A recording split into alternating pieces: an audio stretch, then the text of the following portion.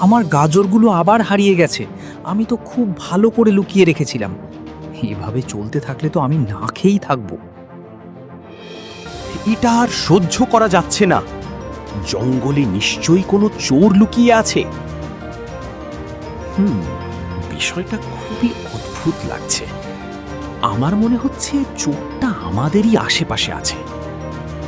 ঘন সবুজ জঙ্গলে কয়েকদিন ধরে এক অদ্ভুত সমস্যা দেখা দিচ্ছিল। প্রতিদিন কোনো না কোনো প্রাণীর খাবার রহস্যজনকভাবে হারিয়ে যাচ্ছিল। এই জঙ্গলে থাকত এক ধূর্ত শিয়াল, যার নাম ছিল ফক্সি। বাইরে থেকে সে খুব শান্ত আর ভদ্র মনে হলেও তার ভিতরে ছিল এক ধূর্ত মন।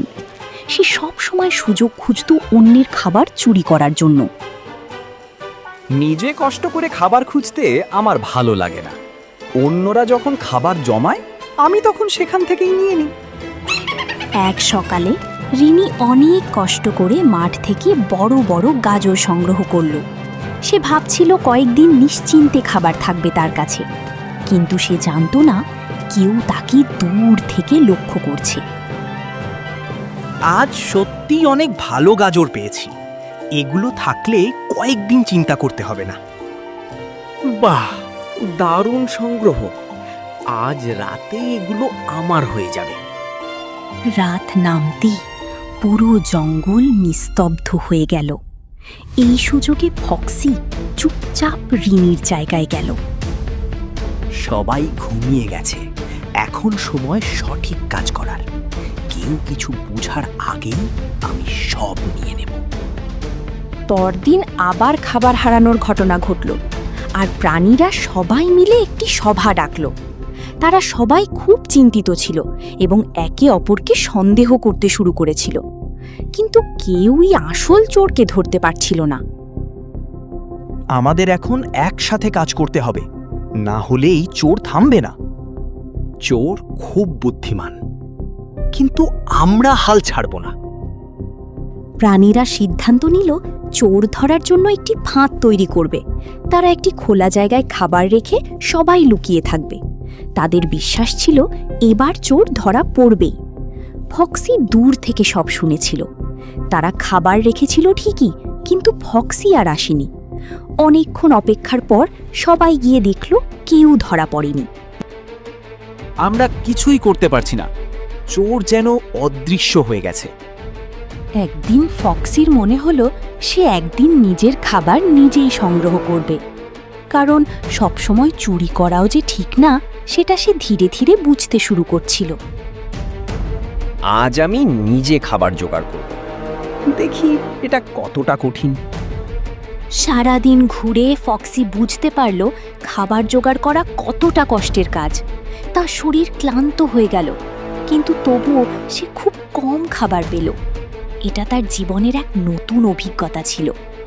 অনেক কষ্টে সে কিছু খাবার সংগ্রহ করল এবং গাছের নিচে লুকিয়ে রাখল।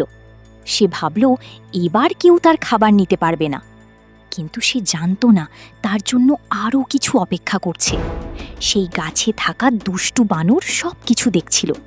সে ফক্সির খাবার নিয়ে মজা করার সিদ্ধান্ত নিল। ফক্সি ফিরে এসে দেখল তার সব খাবার নেই। সে চারদিকে খুঁজতে লাগলো, কিন্তু কিছুই পেল না। ফক্সি সত্যিকারের কষ্ট অনুভব করল। সে বুঝতে পারল অন্যদের খাবার হারালে কেমন লাগে। তার মন ভেঙে যেতে শুরু করলো। আমি বুঝতে পারিনি এটা কত কষ্টের। আমি সত্যিই ভুল করেছি। এখন বুঝতে পারছি আমি কত ভুল করেছি। আমি আর কখনো এমন করব না। তার মনে ধীরে ধীরে সব পরিষ্কার হতে লাগলো। সে বুঝল তার কাজ অন্য প্রাণীদের কত কষ্ট দিয়েছে। এটাই ছিল তার জীবনের সবচেয়ে বড় শিক্ষা।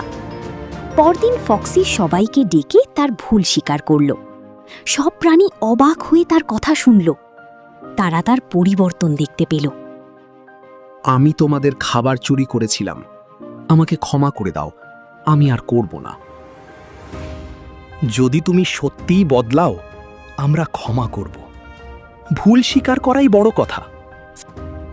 এরপর থেকে ফক্সি নিজের পরিশ্রমে খাবার জোগাড় করতে শুরু করল। সে ধীরে ধীরে সবার সাথে বন্ধুত্ব গড়ে তুলল।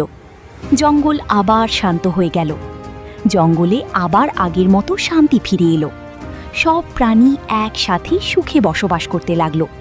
আর ফক্সি শিখল চুরি নয়, পরিশ্রমই জীবনের সত্যিকারের পথ।